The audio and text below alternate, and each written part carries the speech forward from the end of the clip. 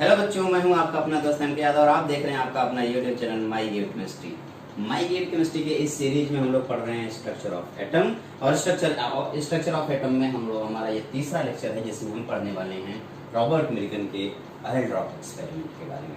और हम ये पता करेंगे कि इलेक्ट्रॉन के ऊपर इन्होंने चार्ज कैसे डिस्कवर किया। लेकिन इससे पहले कि हम ये चैप्टर स्टार्ट करें, मैं आपको ये टॉपिक स्टार्ट करूं, मैं आपको बता दूं कि इसके पहले वाले टॉपिक में आप जाइए, जे थॉमसन के प्रॉपर्टीज देखिए अगर आपने नहीं देखा है तो। जे थॉमसन ने कैसे इलेक्ट्रॉन की डिस्कवरी की इसके बारे में आप पता कर लीजिए और फिर आज हम ऑयल ड्रॉप एक्सपेरिमेंट के बारे में पढ़ेंगे, उसे भी आप पढ़ लीजिएगा। लेकिन पढ़ने से पहले अगर आपने हमारे यूट्यूब चैनल को शेयर, सब्सक्राइब एंड लाइक नहीं किया है तो लाइक भी करें, सब्सक्राइब भी कर लें, शेयर आप इस यूट्यूब चैनल की बात कर रहे हैं, ये वीडियो देखने की बात करेंगे। ओके, ठीक है। तो देखिए 1909 में रॉबर्ट मिल्टन ने चार्ज ऑन इलेक्ट्रॉन डिस्कवर किया था। उसके लिए उन्होंने बहुत ही सिंपल एक एक्सपेरिमेंट है जिसे ऑयल ड्रॉप एक्सपेरिमेंट के नाम से जानेंगे, हम उस ऑयल ड्रॉप एक्सपेरिमेंट को करेंगे। रॉबर्ट मिल्टन ने ऑयल ड्रॉप एक्सपेरिमेंट किया था और इससे इलेक्ट्रॉन के ऊपर का चार्ज और इलेक्ट्रॉन का मास बताया। आप देखिए यहाँ पे एक ऑयल ड्रॉप एक्सपेरिमेंट का ये सेटअप आपके पास है। इसमें आप देखेंगे बैटरी से दो पॉजिटिव और नेगेटिव टर्मिनल जुड़े हुए हैं। ये ऊपर वाला जो प्लेट है ये पॉजिटिव प्लेट है और नीचे वाला जो प्लेट है ये नेगेटिव प्लेट है। ये दो इलेक्ट्रोड जुड़े हुए। ऊपर वाले इस प्लेट में जिसे आप पॉजिटिव प्लेट बोल रहे हैं, इसमें छोटा सा पोर बना हुआ है और उस पोर के थ्रू हम ऑयल को नीचे की तरफ गिराएंगे। और साथ ही साथ एटमाइजर है, इस एटमाइजर का काम होगा ऑयल को ड्रॉप वाइज ड्रॉप करके इसके अंदर गिराना। टेलीस्कोप से हम सारी चीजों को प्रॉपर देख पाएंगे कि क्या हो रहा है। और साथ ही साथ एक्सरे मशीन से यहाँ पे एक्सरे डिफ्रैक्शन होगा। एक्सरे जैसे आगे बढ़ेगा और एक्सरे का काम होगा कि किसी भी ऑयल के पार्टिकल को आयनाइज करना। ठीक है, तो इससे पहले कि हम लोग टाइम बर्बाद करें सीधा स्टार्ट करते हैं। देखो एक ड्रॉप वाइज ड्रॉप करके जैसे ऑयल नीचे की तरफ आ रहा है, आप देखेंगे ढेर सारे ऑयल के पार्टिकल यहाँ इनके बीच में हो जाएंगे। फिर हमारा काम होगा एक्सरे प्रोवाइड करना। जैसे एक्सरे आगे बढ़ेगा वो ऑयल के पार्टिकल को आयनाइज करेगा। देखिए ऑयल के पार्टिकल को क्या कर रहा है, आयनाइज कर रहा है। तो ये इलेक्ट्रॉन पॉजिटिव चार्ज की तरफ ऊपर की तरफ जा रहे हैं, ऐसा कुछ होगा। जब oil drop negative charge oil drop जो है वो नेगेटिव चार्ज पार्टिकल जो भी है वो नीचे की तरफ जब गिर रहा होगा तो वहां पे दो फोर्स लग रहे होंगे। एक फोर्स ग्रेविटेशनल फोर्स जिसकी वजह से वो नीचे आ रहा है और एक इलेक्ट्रोस्टैटिक फोर्स जो इलेक्ट्रिकल फोर्स जिसे आप बोले जिसकी वजह से पॉजिटिव चार्ज इस नेगेटिव को अट्रैक्ट कर रहा है। हम क्या करेंगे, हम इस हम भाई ग्रेविटेशनल फोर्स तो हमारे हाथ में है नहीं, हमारे हाथ में क्या है, हमारे हाथ में इलेक्ट्रिकल फोर्स है। हम इस इलेक्ट्रिकल फोर्स यानी कि पॉजिटिव और नेगेटिव प्लेट, इस पॉजिटिव प्लेट का जो पोटेंशियल है और नेगेटिव प्लेट का जो पोटेंशियल है, इसको कुछ अपने हिसाब से मॉडिफाई करेंगे। तब तक मॉडिफाई करते रहेंगे जब तक ये ऑयल ड्रॉप स्टेशनरी फेस में ना हो जाए। जब ये स्टेशनरी हो जाएंगे तब हम जाके ये समझ पाएंगे कि मास ऑफ ऑयल ड्रॉपलेट और चार्ज ऑन प्लेट, ये दो चीजें भाई, ये मूवमेंट जो हो रहा था उस मूवमेंट में आपने का क्या बोला था कि यहाँ पे ग्रेविटेशनल फोर्स नीचे की तरफ आ रहा होगा, यहाँ पे ग्रेविटेशनल फोर्स नीचे की तरफ एक्ट कर रहा होगा और एक इलेक्ट्रोस्टैटिक फोर्स ऊपर की तरफ खींच रहा है इसे। तो अगर दोनों फोर्स बराबर हो जाए तो ये स्टेशनरी फेज में आ जाएगा, स्टेशनरी स्टेट में आ जाएगा। तो हमें क्या क्या चीजें पता है, हमें ऑयल ड्रॉप का मास पता है, ठीक है, इसका जो मास है वो पता है और साथ ही साथ चार्ज ऑन प्लेट, ये जो प्लेट है इस प्लेट के ऊपर चार्ज पता है, हमें इसका मास पता है, इसके प्लेट के ऊपर चार्ज पता है। इन दोनों की हेल्प से हम लोग क्या कैलकुलेट करेंगे, हमें पता चल जाएगा कि यहाँ पे फोर्स बैलेंस हुआ है, वो फोर्स कैसे बैलेंस हुआ। उसके लिए हम लोगों ने अपना जो पूरा इस एक्सपेरिमेंट से जो कंक्लूजन निकला वो ये कहता है कि जो चार्ज क्यूब है वो n इंटू ई होता है। Charge cube equals to n into E. n क्या है, n 1 2 3 4 समथिंग। आपने प्लेट के ऊपर का चार्ज तो आपको पता है ना, ये प्लेट के ऊपर का चार्ज तो आपको पता ही है। तो ये जो प्लेट के ऊपर का चार्ज है वो आपको पता चल गया। इस हिसाब से हम लोगों ने n की वैल्यू क्या रखी, 1 2 3 4 5 6 7 8 कुछ भी हो सकता है, ठीक है। n की वैल्यू यहाँ पे कोई भी एक इंटीजर हो सकती है क्योंकि इलेक्ट्रॉन को तोड़ा नहीं जा सकता है, जैसे n की वैल्यू आप 1.5 1.6 ऐसे नहीं कर सकते, नंबर ऑफ इलेक्ट्रॉन को आप चेंज नहीं कर सकते। इस हिसाब से हमें ये पता चल गया कि n हमें ऑलरेडी पता था ये पहले से, और हमें Q की वैल्यू पता है, n की वैल्यू पता है, E की वैल्यू कैलकुलेट कर सकते हैं। या आपको मैं बताऊं कि आप लोगों ने शायद ये बात आपको याद हो कि जो हमने इलेक्ट्रॉन के ऊपर चार्ज Q से इलेक्ट्रॉन के ऊपर जो चार्ज निकाला, n आपको पता था, Q आपको पता था, E की वैल्यू कैसे कैलकुलेट हुई, वो जो भी कैलकुलेट हुई वो कितनी आई, 1.6 इंटू 10⁻⁻⁹ ये इलेक्ट्रॉन के ऊपर चार्ज आ गया। अब एक इलेक्ट्रॉन के ऊपर का चार्ज आपको पता है कितना है, 1.6 इंटू 10⁻⁻⁹ कूलॉम। तो चार्ज ऑन इलेक्ट्रॉन जो ऑयल ड्रॉप एक्सपेरिमेंट से पता किया गया है वो 1.6 इंटू 10⁻⁻⁹ कूलॉम हो गया। अब एक और बात जरा आप देखें, आपको पता है E/m रेशियो किसने दिया था, जे थॉमसन ने। जे थॉमसन ने E/m यानी कि चार्ज बाई मास रेशियो जो दिया था वो 1.75820 इंटू 10⁻11 कूलॉम पर किलोग्राम था। और हमें क्या पता है, हमें चार्ज पता है, यानी कि हमें E की वैल्यू पता है, हमें E की वैल्यू पता है और E/m की वैल्यू पता है। E की वैल्यू कितनी थी, E की वैल्यू कितनी थी बेटा, E की वैल्यू 1.6 इंटू 10⁻⁻⁹ कूलॉम E की वैल्यू थी, E/m की वैल्यू ये थी।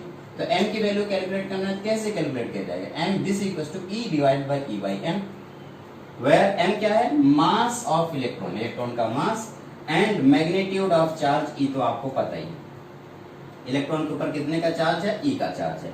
E कितना है 1.6022 इंटू 10⁻⁻⁹ कूलॉम।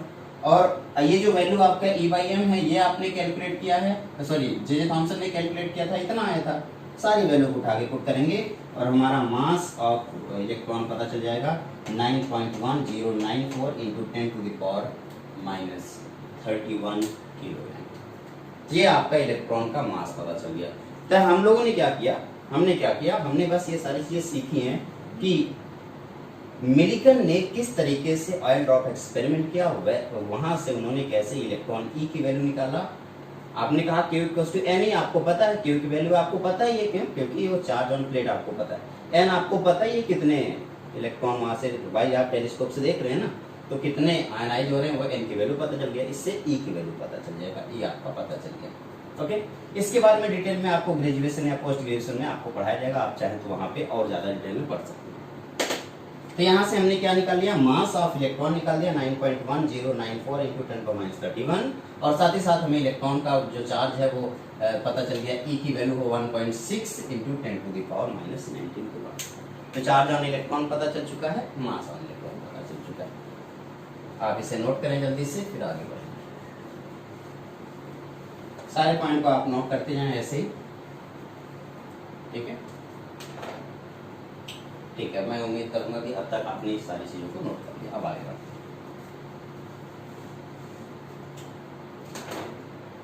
तो जैसा कि आप लोगों को पता है कि जे थॉमसन ने E/m की वैल्यू बताई थी 1.75 इंटू 10⁻11, इसे आप स्पेसिफिक चार्ज के नाम से भी जानते हैं। और वहां से सारे वैल्यू कैलकुलेट करने के बाद हमें मास पता चल गया 9.1 इंटू 10⁻31, ठीक है, ये बात पता चल गई। इससे ये बात तो जाहिर हो ही जाती है, अब हमें चार्ज, इलेक्ट्रॉन का चार्ज ही पता है। अब इससे जरा ये बात देखते हैं, आपको लग रहा होगा कि ये जो कैथोड रेज है, कैथोड रेज कहाँ से निकल रही है, कैथोड रेज कहाँ से निकल रही है, कैथोड से निकल रही है। और अगर कैथोड रेज कैथोड से निकल रही है तो इसका मतलब अगर ये नेगेटिव चार्ज है तो 110% इसके ऊपर पॉजिटिव चार्ज भी होना चाहिए। जो एटम है उस एटम के पास पॉजिटिव चार्ज भी होना चाहिए, क्योंकि अगर उस एटम के पास पॉजिटिव चार्ज नहीं होगा तो कहीं ना कहीं ऐसा हो जाएगा कि वो नेगेटिवली चार्ज पार्टिकल बन जाएगा, जबकि एटम नेगेटिवली चार्ज पार्टिकल नहीं है, वो न्यूट्रल है। और न्यूट्रल तो तभी हो सकता है ना जब जितना इलेक्ट्रॉन हो उतना ही प्रोटॉन हो, यानी कि जितना नेगेटिव चार्ज उतना ही पॉजिटिव चार्ज है। इसके लिए हम लोग पढ़ने वाले हैं गोल्डस्टीन के इस एक्सपेरिमेंट को, ठीक है। गोल्डस्टीन ने इस बार कैथोड को परफोरेटेड नहीं लिया, बल्कि इस बार उन्होंने, आप देखें, आपने पिछले एक्सपेरिमेंट में क्या देखा था, पिछले एक्सपेरिमेंट में आप देखा था कि यहाँ पे जो एनोड रेज था, सॉरी एनोड प्लेट था, उस एनोड प्लेट को कोर में बना के लिया गया था, जिससे कैथोड से जो लाइट निकल रही थी वो पूरी तरीके से ऐसे बाहर निकल रही थी। लेकिन इस बार गोल्डस्टीन ने कुछ अलग काम किया, उन्होंने क्या किया, परफोरेटेड कैथोड लिया। इस बार एनोड को परफोरेटेड बनाने की बजाय उन्होंने कैथोड को परफोरेटेड बनाया। और जब उन्होंने कैथोड को परफोरेटेड बनाया तब उन्होंने एक्सपेरिमेंट से एक नई चीज देखी। उन्होंने कहा कि यहाँ पे जो आगे की तरफ पार्टिकल जा रहे हैं ये हैं आपके कैथोड रे, और कुछ पार्टिकल जो इस कैथोड से पीछे की तरफ आ रहे हैं जिसे आप बोल रहे हैं एनोड रे। ये जो एनोड रेज है ये कैनाल से निकल रहा है, कैनाल का मतलब पोर होता है, इस कैनाल से निकल रहा है, इसलिए इसका एक और नाम होगा कैनाल रेज। ठीक है। तो इस एनोड रेज को डिस्कवरी सबसे पहले किसने की थी? गोल्डस्टीन ने की थी। उन्होंने जब ये सारी चीजें की तो उन्होंने कहा कि ये जो पोर्शन इस तरफ आप देख पा रहे हैं, यहाँ पे भी अगर ये एनोड को आगे बढ़ाने के बाद अगर यहाँ पे भी सारी चीजें दिख रही हैं, इसका मतलब यहाँ पे भी कोई ना कोई पार्टिकल होगा। तो उन्होंने कहा कि अगर इस तरफ कैथोड है तो ऑब्वियसली इस तरफ क्या होगा? एनोड होगा। ये सोच करके उन्होंने इसे एनोड रेज का नाम दिया था। ऐसा सोचा था कि अगर इस तरफ कैथोड है तो ऑब्वियसली इस तरफ क्या होगा? एनोड होगा। कैथोड से जो पार्टिकल निकलेगा वो कैथोड होगा। अब क्योंकि कैथोड के पीछे है तो कहां से निकल रहा होगा? ऑब्वियसली एनोड से निकल रहा होगा, तो वो एनोड होगा। जबकि एनोड से नहीं निकलता, वो इस पोर से बाहर आ रहा है। यहाँ पे जो गैस है वो गैस आयनाइज हो रहा है। गैस आयनाइज होने के बाद यहाँ से पोर से पॉजिटिव पोर्शन आगे की तरफ आ रहा है, और जब ये पॉजिटिव पोर्शन आगे की तरफ आ रहा है और यहाँ पे टकरा रहा है, टकरा करके ग्लो कर रहा है। क्योंकि ये कैनाल से निकल रहा है इसलिए इसका क्या नाम है? Canal raise. तो चाहे आप इसे एनोड रेज के नाम से बुलाएं, चाहे आप इसे कैनाल रेज के नाम से बुलाएं। इसको काफी दिनों के बाद और आगे बढ़ा करके गोल्डस्टीन ने एक नया नाम दिया जिसका नाम है प्रोटॉन। प्रोटॉन का मतलब उसके ऊपर पॉजिटिव चार्ज, ठीक है। अब एक बात है, यहाँ पे जो चीजें निकल रही हैं ये सबके ऊपर हमेशा नहीं निकलती, ये डिपेंड करती है यहाँ पे जो गैस है वो गैस के कौन सा। तो हाइड्रोजन हीलियम के लिए ये दिख रही थी, लेकिन बाकी गैसेस के लिए दिख नहीं रही थी, ठीक है। तो हाइड्रोजन और हीलियम के लिए ही हम ये एक्सपेरिमेंट कर सकते हैं, यानी कि लाइटेस्ट पॉजिटिव आयन के लिए ही ये काम कर सकते हैं। तो हाइड्रोजन गैस कैसा है? हाइड्रोजन गैस स्मॉलेस्ट है एंड लाइटेस्ट है, और उसके ऊपर एक सिंगल पॉजिटिव चार्ज होता है। इस वजह से एक और कंक्लूजन सामने आया। उन्होंने यानी कि गोल्डस्टीन ने कुछ और बातों को लोगों के सामने रखा। उन्होंने कहा सिर्फ एनोड रेज, ये जो आपको दिखाई दे रहा है, ये एक पॉजिटिव चार्ज, और पॉजिटिव चार्ज इसकी जो वैल्यू होगी उतनी होगी जितनी की इलेक्ट्रॉन की होती है। उन्होंने कहा कि जैसे इलेक्ट्रॉन की वैल्यू होती है -1.6 × 10⁻19 कूलम, तो प्रोटॉन की जो वैल्यू होगी वो क्या होगी? +1.6 × 10⁻19 कूलम। फिर उन्होंने बाकी जो कैलकुलेशन किया होगा, कैलकुलेशन कौन सा कैलकुलेशन किया, कैसे किया, ये हमारे सिलेबस में नहीं, हम इसके बारे में डिस्कशन नहीं करेंगे। बस आपको इतना बता दूं कि इस टाइम पे कैलकुलेशन करने के बाद जो प्रोटॉन का जो मास निकला है वो मास कुछ इतना है, 1.67 × 10⁻24 ग्राम। तो प्रोटॉन का जो मास है वो कितना है? 1.67 × 10⁻24 ग्राम, और उसका जो चार्ज है वो उतना ही है जितना इलेक्ट्रॉन के ऊपर चार्ज होता है, 1.6 × 10⁻19 कूलम ये चार्ज है। ओके। अब एक और बात, आपको पता है जो भी चार्ज होगा वो n × E होता था ना, तो जो भी चार्ज होगा वो होल नंबर का मल्टीप्लाई होगा। तो और आपको पता है हाइड्रोजन ही है जो सबसे छोटा एटम होता है, सबसे छोटा गैस का पार्टिकल होता है। यानी कि अगर आपको किसी भी गैस का मास निकालना है तो आपको क्या करना चाहिए? आप सबसे पहले मास ऑफ हाइड्रोजन निकाल लो और किसी मल्टीपल किसी n से, यानी कि कोई एक होल नंबर से उसमें मल्टीप्लाई कर दो, इससे दूसरे गैस का मास निकल पाएगा। यानी कि अगर किसी गैस का मास निकालना है तो आप याद रखें हर एक गैस का मास हाइड्रोजन के मास का होल नंबर होता है, ठीक है। हाइड्रोजन के अंदर क्या होता है? एक इलेक्ट्रॉन होता है, एक प्रोटॉन। हालांकि अभी हमें यह पता नहीं है कि ये एटम ऐसे ही होता है, लेकिन बस आपको इतना पता होना चाहिए कि हाइड्रोजन के पास एक इलेक्ट्रॉन होता है और साथ ही साथ एक प्रोटॉन होता है ना। ये दिमाग में आया तो एक नई बात सामने आई। नई बात कौन सी थी? कि अगर एटम के अंदर प्रोटॉन और इलेक्ट्रॉन यही दो ही चीज होते हैं, इसका मतलब इस एटम का जो वेट होना चाहिए वो प्रोटॉन का वेट प्लस इलेक्ट्रॉन के वेट के इक्वल होना चाहिए, और कुछ तो है ही। ये पूरा एटम है, इसमें क्या क्या है? प्रोटॉन और इलेक्ट्रॉन है। तो इसका जो पूरा वेट होना चाहिए एटम का, किसके इक्वल होना चाहिए? प्रोटॉन का वेट, पॉजिटिव चार्ज का वेट प्लस नेगेटिव चार्ज का वेट। इस हिसाब से ऐसा सोचा गया कि charge of mass of negative and charge of सब एटॉमिक पार्टिकल यानी कि पॉजिटिव, इन दोनों को आपस में जब ऐड करेंगे तो इस पूरे एटॉमिक वेट क्या आया, एटॉमिक मास की इक्वल वैल्यू आनी चाहिए। बट ऐसा दिखा नहीं। जब एटॉमिक नंबर के बारे में बात करेंगे तो एटॉमिक नंबर होता है नंबर ऑफ प्रोटॉन। भाई जितने, भाई इस एटम का जो इसके बारे में आगे हम डिटेल में बात करेंगे कि जितने भी इसमें प्रोटॉन है वही इसका एटॉमिक नंबर। बट अगर मास नंबर की बात करें या एटॉमिक मास की बात करें तो एटॉमिक मास प्रोटॉन और इलेक्ट्रॉन सबको ऐड करने का है। यानी कि एज्यूम ये किया गया कि मास ऑफ एटम होगा मास ऑफ प्रोटॉन के प्लस मास ऑफ इलेक्ट्रॉन। पर दिक्कत इस बात की है कि जब हम लोगों ने एक्सपेरिमेंट किया, एक्सपेरिमेंट से कुछ ऐसा देखा नहीं। एक्सपेरिमेंट्स में हमने देखा कि mass of proton is much less than actual mass of atom. ये जो प्रोटॉन इलेक्ट्रॉन का जो मास है, इसको अगर हम सच में कंपेयर करें तो हमने देखा कि बहुत छोटा आ रहा है, यानी कि प्रोटॉन का मास प्लस इलेक्ट्रॉन का mass, this is equal to atom का मास, ऐसा होना चाहिए था, क्योंकि ये दो ही चीजें। लेकिन हुआ ये कि mass of atom does not equal to mass of proton plus electron. इसका क्या मतलब हुआ? आपने देखा कि ये वैल्यू ज्यादा है, इसका मतलब इसके अंदर अभी कोई और चीज है। तो वो कौन सी चीज है?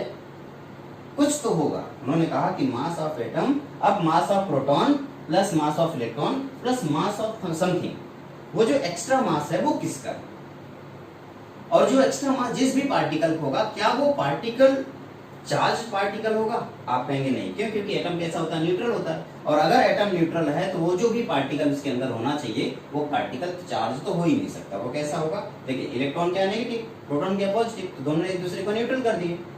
तो दोनों के एक दूसरे के न्यूट्रल करने से अभी जो प्रोटॉन एक्स्ट्रा आएगा, यहाँ पे जो एक्स्ट्रा पार्टिकल होगा जिसकी वजह से सिर्फ वेट आएगा, उसकी वजह से कोई चार्ज नहीं आना चाहिए। इसका मतलब यहाँ पे जो भी पार्टिकल होगा वो पार्टिकल 100% न्यूट्रल होना चाहिए, यानी कि कुछ तो और है जो न्यूट्रल चार्ज पार्टिकल। इस चीज को 1932 में सबसे पहले जेम्स चैडविक ने बताई। अब एक बात मैं बता दूं, जेम्स चैडविक ये उस टाइम की बात है जिस टाइम पे रेडियो एक्टिविटी डिस्कवर हो चुकी थी। हेनरी बेकरन एंड मैडम के ने रेडियो एक्टिविटी डिस्कवर कर दी थी, और उस टाइम पर रेडियो एक्टिविटी से बचने के लिए सारे उपाय खोजे जा रहे थे। यानी कि हमारे पास एक ऐसा मेटल हमें चाहिए था जो रेडियो एक्टिव से निकलने वाले अल्फा बीटा और गामा रेडिएशन को रोक सके। उसी का एक्सपेरिमेंट चल रहा था, और वहीं पर एक एक्सपेरिमेंट चैडविक ने कुछ ऐसा किया। उन्होंने क्या किया, यहाँ पे आपको बेरिलियम की प्लेट दिख रही है, ये आपकी बेरिलियम की प्लेट है। अलग अलग, कोई जरूरी नहीं सिर्फ बेरिलियम, उन्होंने ढेर सारे मेटल ऐसे यूज किए हैं। इस बेरिलियम के प्लेट पे उन्होंने अल्फा बम्बार्डिंग की। अल्फा बम्बार्डिंग मतलब अल्फा पार्टिकल इसके ऊपर डाले, और जब अल्फा पार्टिकल डाले तो उन्होंने देखा कि इसके पीछे के साइड में छोटे छोटे पार्टिकल्स यहाँ पे बाहर निकल रहे हैं। अल्फा पार्टिकल जब इससे टकरा रहा तो यहाँ पे छोटे छोटे पार्टिकल्स बाहर निकल रहे हैं। उन्होंने क्या किया, यहाँ पे चार्ज लगा के चेक किया। अगर ये पार्टिकल पॉजिटिव या नेगेटिव चार्ज होते तो इलेक्ट्रिक फील्ड में डाइवर्ट होते, लेकिन उन्होंने देखा कि ये इलेक्ट्रिक फील्ड में डाइवर्ट नहीं हो रहे हैं और ना ही मैग्नेटिक फील्ड में डाइवर्ट हो रहे हैं। इलेक्ट्रिक फील्ड में भी डाइवर्ट नहीं हो रहे, मैग्नेटिक फील्ड में डाइवर्ट नहीं रहे। इसका क्या मतलब है? इसका मतलब ये न्यूट्रल पार्टिकल है। ये एजम्पशन बिल्कुल सही हुआ, और यहाँ से न्यूट्रॉन की डिस्कवरी हुई, और ये सोचा गया कि जो इलेक्ट्रॉन यहाँ पे प्रोटॉन और साथ ही साथ इलेक्ट्रॉन और प्रोटॉन को जोड़ने के लिए एक और पार्टिकल की जरूरत थी जिसका नाम है न्यूट्रॉन। तो जेम्स चैडविक ने जैसे न्यूट्रॉन की डिस्कवरी की, ये बात पूरी तरह से जाहिर हो गई, एकदम साफ हो गई कि अब न्यूक्लियस यहाँ पे जो भी एटम है, इस एटम के अंदर प्रोटॉन और न्यूट्रॉन और साथ ही साथ इलेक्ट्रॉन तीनों रहते हैं। और जब हम इसको वेट करेंगे तब अब इस बार उनका जो वेट आया वो अप्रोक्सीमेटली सेम आया, एग्जैक्ट जितना हम लोगों ने एज्यूम किया था। यानी कि इनका जो वेट आया वो number of weight of proton plus weight of neutron plus weight of electron की इक्वल आया। क्योंकि इलेक्ट्रॉन का वेट नेग्लेजिबल है, इसलिए हम उसको नेग्लेक्ट भी कर सकते हैं। -31 है, बहुत ज्यादा छोटा है, इसलिए उसे नेग्लेक्ट कर सकते हैं। ठीक है, तो कुछ बातें हैं, जरा इधर देखिए। प्रॉपर्टीज ऑफ फंडामेंटल पार्टिकल्स, ये फंडामेंटल पार्टिकल्स हैं। आप ये टेबल अपनी कॉपी में बना लेंगे, और बनाने के साथ साथ मैं आपको बताऊं, इनको एक बार ब्रेड डिटेल में एक्सप्लेन कर देता हूँ। कौन कौन से पार्टिकल, यहाँ पे उसका नेम लिखा, कौन कौन सा है यहाँ पे आपको पता है, या उसका सिंबल यहाँ पे नेम कौन कौन सा, इलेक्ट्रॉन, प्रोटॉन और न्यूट्रॉन। सिंबल है इलेक्ट्रॉन का E, प्रोटॉन का P और न्यूट्रॉन का N। अगर मैं एब्सोल्यूट चार्ज की बात करूं तो एब्सोल्यूट चार्ज इसका -1.6 × 10⁻19, इसका +1.6 × 10⁻19, क्योंकि चार्ज जितना इसका है उसका उतना इसका भी है, बट अंतर सिर्फ इतना है कि इलेक्ट्रॉन नेगेटिव है तो नेगेटिव चार्ज, प्रोटॉन पॉजिटिव है तो पॉजिटिव चार्ज। ओके, और अगर न्यूट्रॉन की बात करें तो उसके ऊपर कोई भी चार्ज नहीं होता, इसका मतलब वो क्या हो गया, 0। तो न्यूट्रॉन का यहाँ पे जो चार्ज है वो क्या हो गया, 0।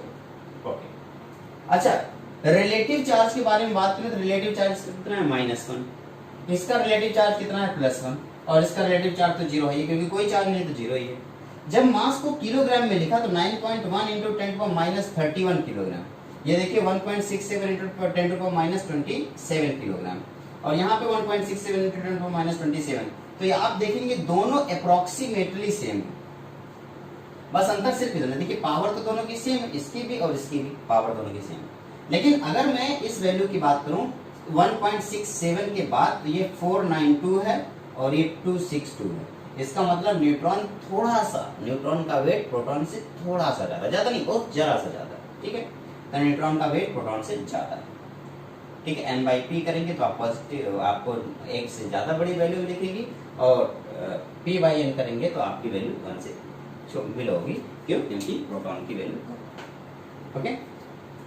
अगर मैं इनके इसी मास को एटॉमिक मास यूनिट में या यू में लिखूं, तब आप देखेंगे ये होगा 0.0054 AU या AMU, या आप लिख सकते हैं AMU का मतलब अलीगढ़ मुस्लिम यूनिवर्सिटी नहीं है, एटॉमिक मास यूनिट, ठीक है। या सिंपली आप यू लिख सकते हैं, अब तो यू चलता है।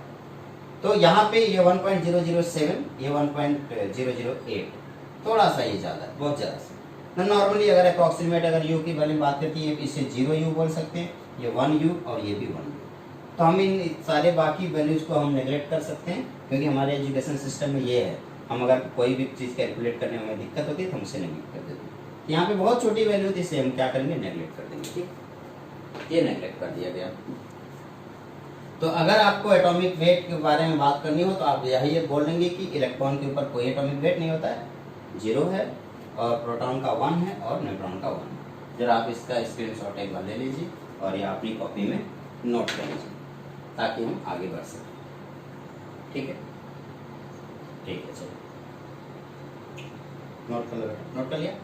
अब हमें ये पता चल गया कि जो एटम है, उस एटम के अंदर क्या क्या चीजें होती हैं।